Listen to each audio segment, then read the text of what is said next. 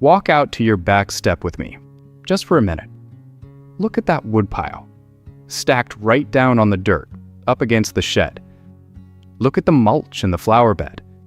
Soft, damp, piled up deep around the roots. Now look at the low shrubs by the foundation, the ones whose branches hang down and brush the grass. The stone wall along the drive, with all its little dark gaps. The cool, shaded space under your deck, where the air stays cool all through July. You look at all that, and you see a tidy yard. A snake looks at it and sees a town. And here's the thing most folks never stop to think about. That snake out there is not coming for you.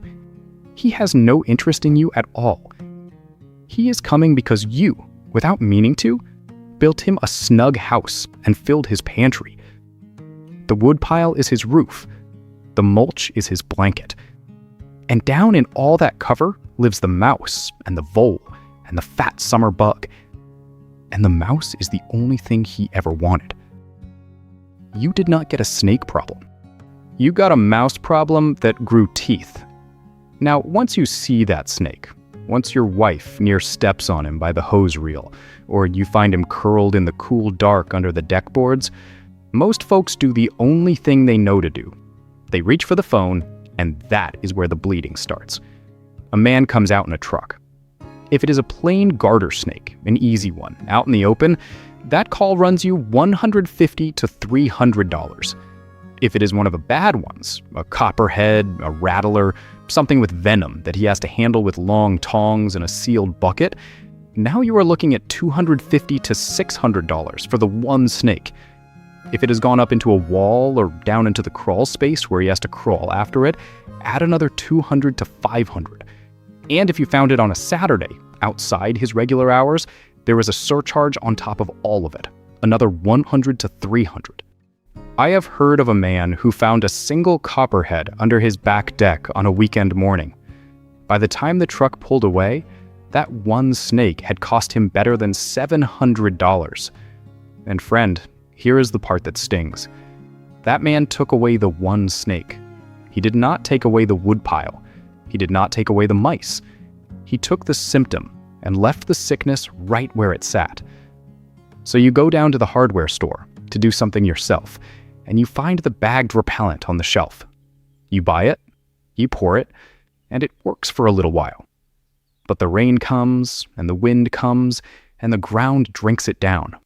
And in 2 or 3 months, the bag is empty, and the snakes are back, and you are standing in that same aisle again.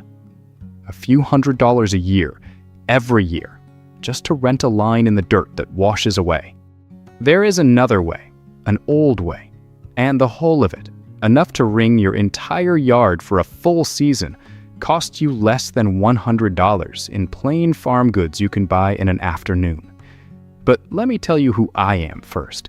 You ought to know who is talking before you take his word on anything. My name is Brother Charles Yoder. I am Amish. I farm in LaGrange County, up in the northern part of Indiana, the same ground my father worked and his father before him. 62 years I have lived with the land, instead of against it. And a farm is a place that is always half full of snakes, whether you see them or not. We never paid a man to come take them. We never had a man to call. We learned, generation to generation, how to make the ground around the house unfriendly to them, and how to make the rest of the farm a place they could do their quiet good, eating the mice out in the field where we wanted them. Now, here is the honest part. Look hard at the title that brought you here. It promises to keep the poisonous snakes out of your yard. And I'd rather tell you true than tell you grand. There is no powder on this earth that locks a snake out the way a deadbolt locks a man out. No line you pour is a wall. A snake that is hungry enough or scared enough will cross anything you put down.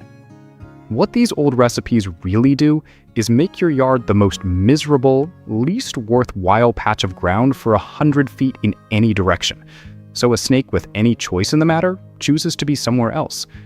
That is a powerful thing, but it is not a fortress, and any man who tells you it is selling you something. So let me show you why it works.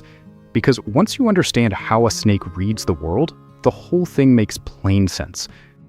A snake does not see much, and he does not hear the way you and I do. The way a snake truly knows his world is through his tongue. You have watched it. That forked tongue flicking out, in. He is not tasting the air the way a child licks a spoon. He is gathering. Every flick catches tiny bits of scent off the ground and off the breeze, and then he pulls that tongue back in and presses the two tips up into a special organ in the roof of his mouth. Two little doors up there, packed thick with nerves. That organ reads the scent and tells his whole brain where the mouse went, where the mate is, where the danger sits. Run your finger slow down a page of writing. That is what a snake is doing with the ground. He is reading it. Every flick is a word. And every one of these old recipes works the same plain way. It does not poison him. It does not curse him. It ruins his ability to read. Take the cayenne pepper first. The heat in a hot pepper, that fire that makes your eyes run at the supper table, it lands on the very same nerves that feel a burn from a hot stove. When a snake flicks his tongue across ground dusted with good hot cayenne and presses it up into that tender organ, it is like you leaning over a pot of chili at a hard boil and catching the steam full in the face. His eyes water. That reading organ lights up like fire, and he does the only thing he can do. He turns and he flees to find clean air and a clean patch of dirt where he can work that misery out of his mouth. Now the garlic and the onion. These do a different, quieter job. A snake hunts by following the faint scent trail a mouse leaves behind, the little path of its comings and goings. Garlic and onion are heavy, loud-smelling things. Lay them down thick, and they do to a snake's nose what wood smoke does to yours when you are trying to smell the bread baking. The bread is still in the oven, you just cannot find it anymore. The mouse trail goes silent, and a snake will not spend his strength hunting a yard where he cannot smell a single thing to hunt. Then the sulfur. This one works on two fronts at once. There is the smell, that sharp, rotten egg reek that hangs low and heavy along the ground and floods that reading organ until he can read nothing at all. But there is also the feel of it. Sulfur, in its dry powder, is gritty, like fine sand. As a snake drags his belly across a thick line of it, those sharp little grains catch in the soft scales of his underside and pull at his moisture and rasp at his skin. It is like asking a man to crawl bare-bellied across coarse sand. He will not do it twice. And last, the oils. Clove and cinnamon.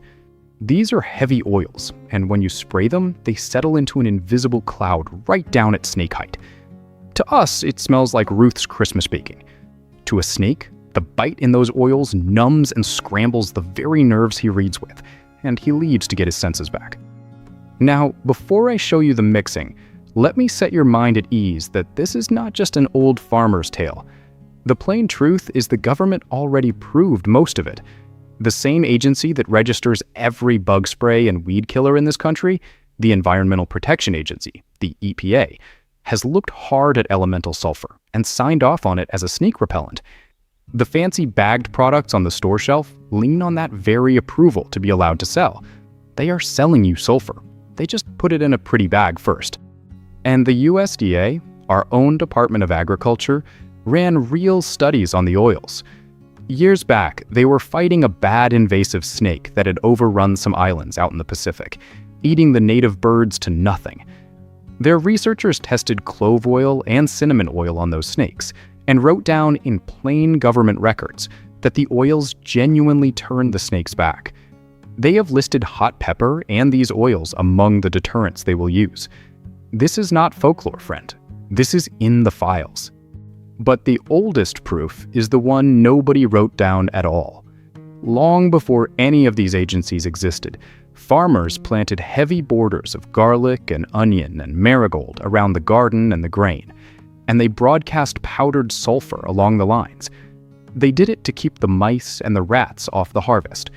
And in keeping the mice away, without ever meaning to, they kept the snakes away too.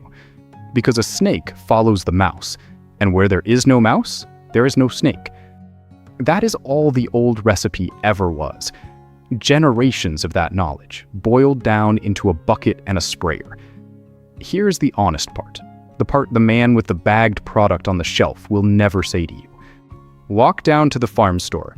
A 50-pound sack of pure elemental sulfur, the kind marked 000, runs you about $50. 50 pounds. Now pick up the little 4-pound bag of name-brand snake repellent.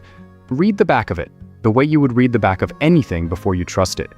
That bag is 28% sulfur, 7% of an old mothball chemical, and the other 65% of what you are paying for is plainly dirt, filler, crushed hulls and clay to give the bag some heft. So a 4-pound bag at $20 holds maybe a pound of the real thing. You are buying a sack of dirt with a spoonful of the medicine stirred in, and paying retail for the dirt. Now, I want to be fair, because bitterness is a poor seasoning. There is no villain in this. Nobody is hiding the truth from you on purpose. It is only that you cannot put a patent on sulfur. It is an element, it came up out of the ground, it belongs to everyone and no one. You cannot own the reason a hot pepper burns. And a thing that cannot be owned cannot be sold at a fat profit. So the men who sell things have no reason in the world to walk you down to the farm store and show you the 50-pound sack. It is not wickedness. It is just arithmetic. The same arithmetic that has the truckman treating the one snake instead of curing the whole yard. Because a cured yard never calls back. All right, here is what I want you to do. Here is the method. Slow and plain. There are 2 ways to lay the line, a wet way and a dry way. I will give you both. The wet way is the spray, and it is the gentlest on your eyes and your patio stones. Take a gallon of water and bring it to a hard boil in an old pot, not your good cooking pot, one you do not mind giving over to this. Stir in a generous scoop of that hot cayenne. Let it simmer a while so the heat pulls fully out of the powder and into the water. Now pull it off the stove and let it cool all the way down. All the way. If you pour it hot into a plastic sprayer, you will melt the seals and ruin the thing. Pour the cooled pepper water into a garden pump sprayer. Then add 1 or 2 spoonfuls of plain dish soap, the blue kind, or a Castile soap. Do not skip the soap. The soap is what makes the pepper cling to the grass and the stone instead of beating up and rolling off into the dirt. Then pump it up and lay a good wide band, about 1 foot wide, all along your foundation, around the patio, around the beds.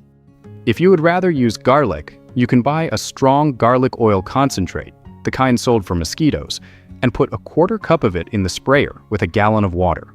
Shake it hard for half a minute and lay the same band. That one keeps the mosquitoes and the ticks off you besides. Now, the dry way. This is the strongest line you can lay, and it lasts the longest.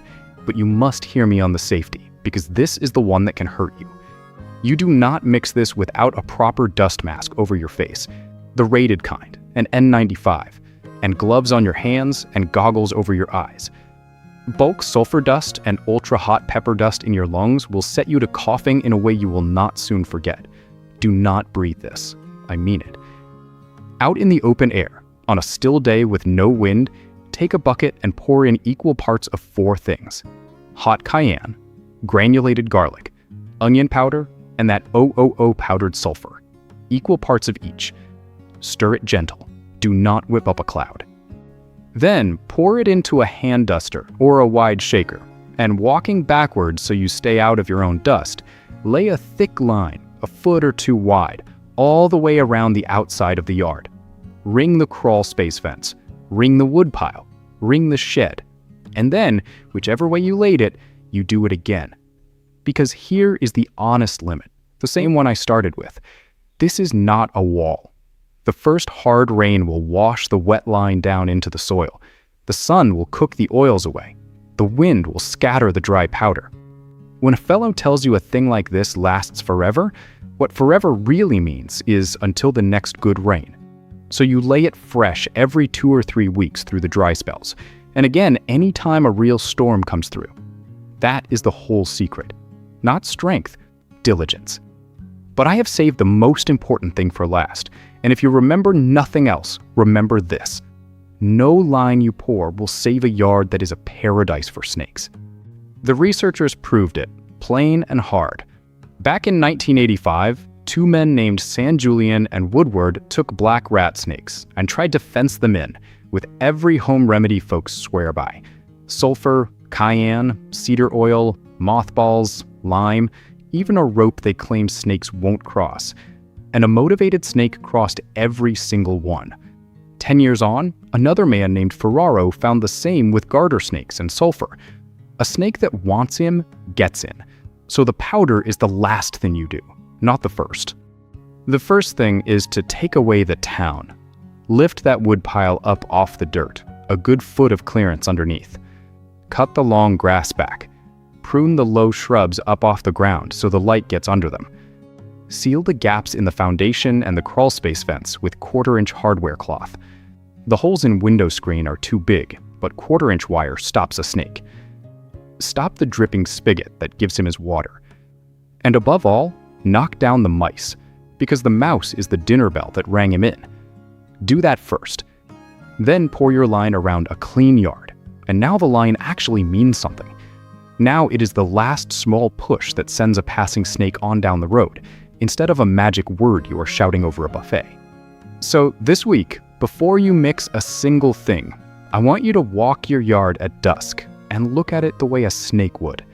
And then come tell me down in the comments, what is the one biggest snake hideout you have got out there? The wood pile on the dirt, the overgrown fence line, that one crawl space vent that never did get sealed? Tell me which one, and I will tell you how I would handle it. I read every single one. And next time, I am going to show you something better than any powder.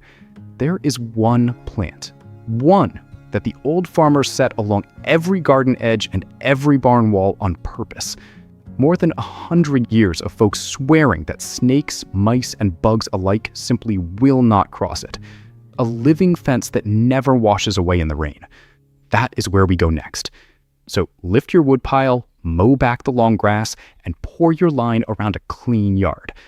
And remember, the old ways were never lost. They were only set down, waiting for somebody to pick them back up.